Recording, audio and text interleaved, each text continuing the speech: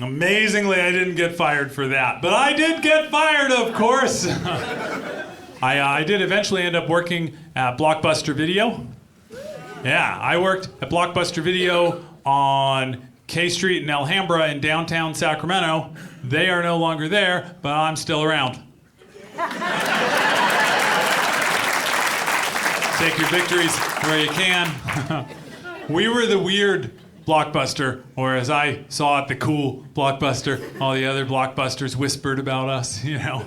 We found out when they would come to take our shifts so we could have a Christmas party in the back. I'd be like, come on back to the Christmas party if you want, you know, if things get slow. And they're like, no, no, no, no. We've heard things. And I'm like, oh, they're so much more true than you know. My boss at Blockbuster Video was a notorious Sacramento drag queen. Beautiful person named Large Marge who works at Faces. Yeah, cool, we got some fans. Loved working with Marge. Marge say, Keith, can I bum a cigarette? And I'd say, oh, they're Camels. Never mind, I'll lick the ashtray. Marge, can I bum a cigarette? They're Virginia Slims. Marge, can I bum 3 cigarettes and some tape? We were friends. I was the worst employee ever. I'd been slowly getting worse with each job. Finally, I didn't show up on New Year's Eve, the busiest day of the year for video retail. Came in the next day, I knew I'd find the envelope. I was ready to hear the speech. Marge calls me back to his office. We sit down. But Marge is a nice person and is hesitating. Doesn't want to say, we won't be needing you anymore. Says, Keith, I like you, and I've tried to be patient, and I felt bad that I was putting Marge through this. I said, Marge, I'm awful. You should have fired me 2 months ago. Don't worry about it. Pass that check over. We're still good. Marge said, really, Keith? I said, yeah, it's great. Give me the check. Marge, thank you so much. Slid the check over, and then I said, I can still use you as a reference, right? And Marge said, oh, God, no.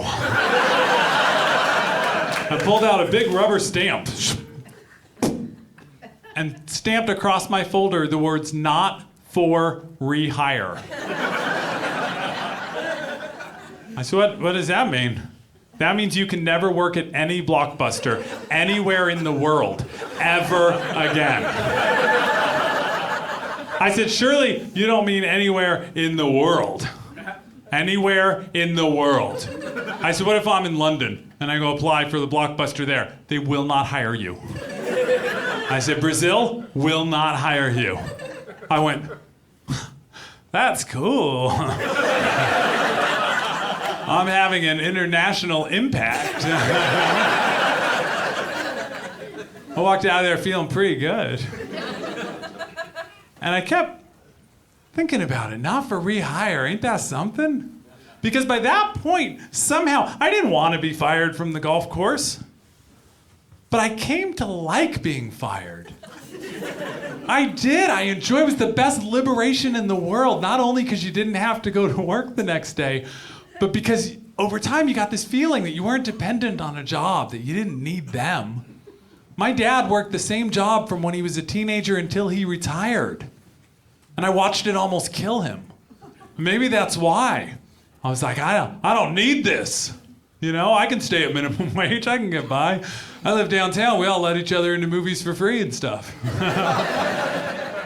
This is cool. So getting fired became kind of a fun thing, doing it in new and creative ways. But then I got not for rehired. That was even better. I had leveled up. Not for rehire. What a great way to ensure you never suffer the same indignity twice. So that became my goal from there on out.